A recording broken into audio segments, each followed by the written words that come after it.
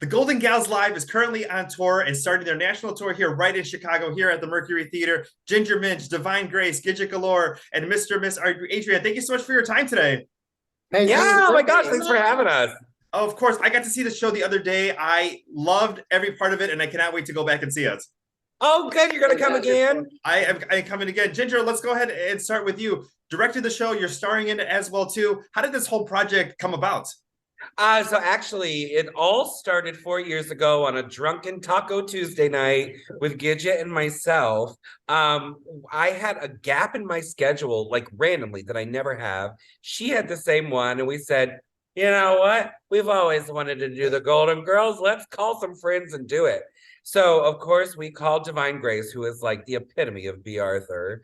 And we said, okay, we're going to do this maybe one weekend at the Parliament House, rest in peace. We don't think anybody will come, but we're just going to do it and have fun. So who should we have for Sophia? And then Gidget says, I just saw Adrian, and she has a gap in her schedule too. Why don't we all do it together? And we did. We put the tickets on sale, and in 48 hours, it was completely sold out. We were like, what? People want to see this? So we ended up extending and extending and extending, and we sold out for a year. And then we said, okay, well, I'm sick of doing this. Let's write something else. And we did a big Christmas spectacular the same year. We've done Roseanne live. We've done Gilligan's Island live, The Munsters live.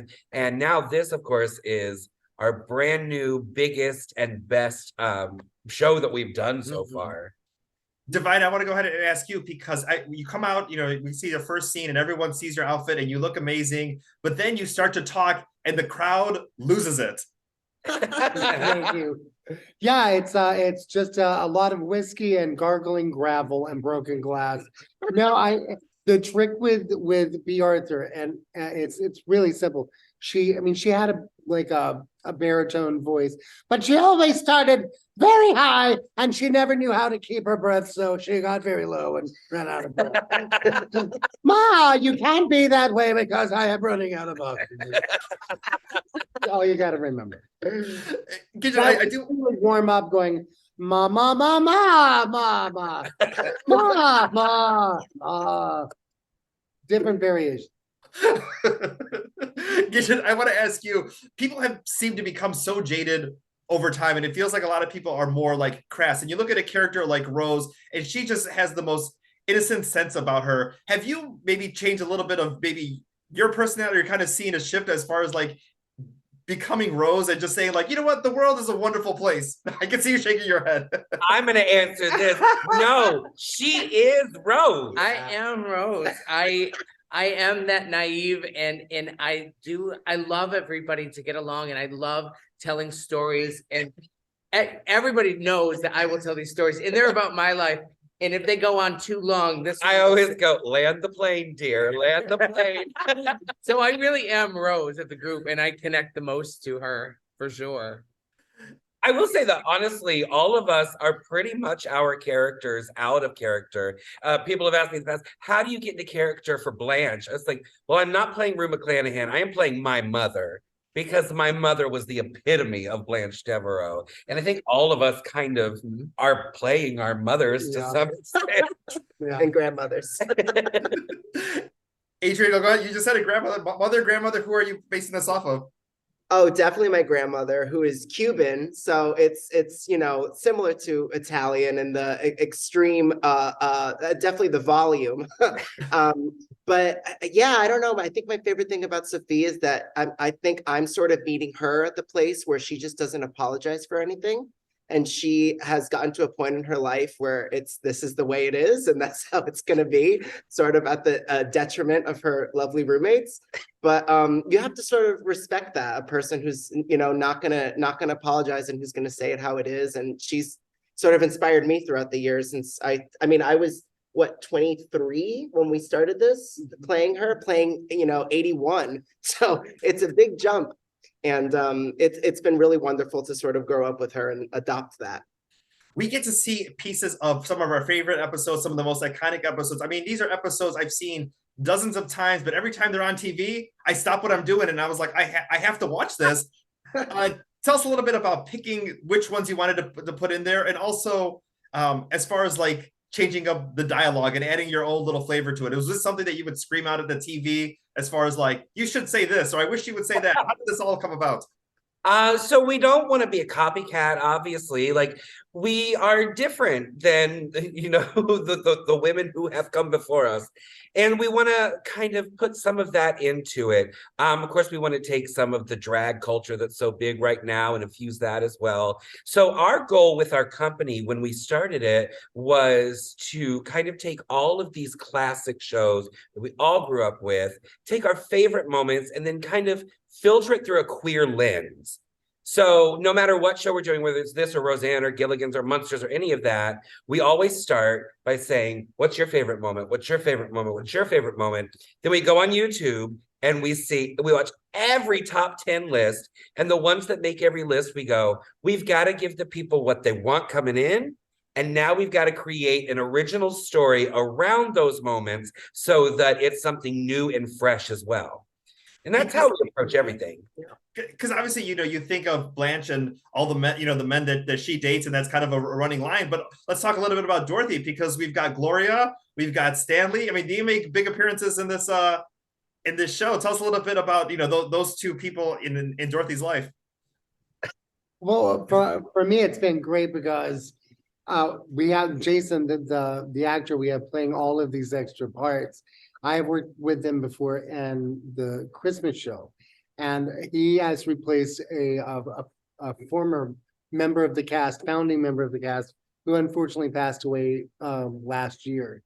And so we knew it was going to be big shoes to fill, but now I have a new Stanley. He's great at it, but returning to this character with him is also very important to, like, our dichotomy is just as important as mine is to Sophia specifically, because we're sort of a sister act, we're sort of a unit in the show.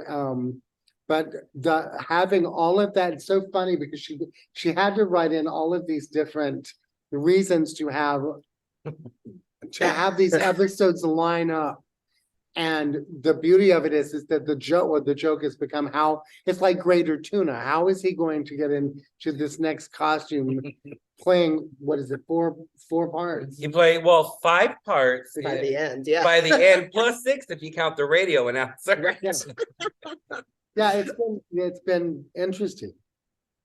I just want to say, you know, the 4 of you are amazing, but definitely a big shout out to Jason, because he does an incredible job in the show, and definitely some of the highlights, you know, as well too. So we're giving it up for the 4 of you, but definitely keep your eye on Jason, because that is he's the star of the show. Absolutely. And we know that. We're happy to take a step back and let him shine. He's so good. He's the one with 2 dressers. We're just back there in the dark.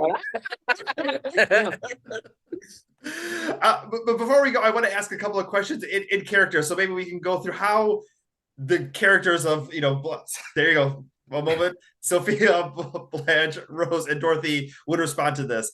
Let's go ahead and start with Dorothy. Dorothy, it's a lot colder here in Chicago than it is in Miami. How are you liking performing here in the Windy City? Is it colder here? I can't tell. I'm usually in turtlenecks in Miami year round. No, finally I came to Chicago, to the Windy City, and it was blowing snow, you know, like it did that Christmas in Miami. And I thought, here they've made fun of me for wearing turtlenecks year around. Well, who got the last laugh now, girls? You were preparing for Chicago. Absolutely. Layers. You have to dress with heavy shoulder pads, lots of layers. Look like a Vulcan. Blanche, I see you doing the little shimmy in the episodes in Miami. How are the men in Chicago? Let's compare Miami, Chicago. How's the men treating you so far here? Oh, absolutely wonderful. You know, everybody, all the men here, they're not plugged into the wall like the ones down in Miami. So it's been very nice. They can actually take me out for a night on the town. The wonderful things to do here in Chicagoland. So I hope you enjoy your time here. Rose, we're closer to St. Olaf here in Chicago than we are in Miami. Are you going to plan a trip back home? Oh, sure. I think the 4 of us would have a great trip together. First, we'll start by plane, then we'll get on the train, and then I think we'll be in St. Olaf in 2 or 3 days tops. Oh, God. It is one short donkey ride, but I'll look at my friend Ingrid. Oh, I knew a girl named Ingrid who had a donkey as well. It's a different kind of show. Oh, and Sophia, it's cold here. We love our comfort food. What are you making here while you're in Chicago for everybody in the family? You see, they've got these Italian restaurants on every corner. You gotta eat the Sicilian stuff. That's why I travel with my own meats. Would you like to try some? Yes, please. No? Okay, well, Yes. we'll see you later. Awesome. Well, thank you all so much for your time today. Golden Gals Live through February 12th at the Mercury Theater. GoldenGalsLive.com is where you can go ahead and get those tickets. The show's then going to go on tour, so make sure to go ahead and check it out to a city near you. And thank you so much for your time today. Thanks for Thank being you. around. You.